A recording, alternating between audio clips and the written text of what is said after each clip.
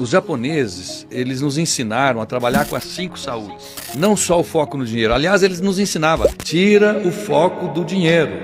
Faça o que tem que ser feito e o dinheiro vem como uma consequência. Então a filosofia, para mim, foi uma luva. E depois eles nos ensinaram as 5 saúdes, trabalhar as 5 saúdes. Primeiro, saúde física. Aí entram nossos produtos, nossas energias, que são da natureza.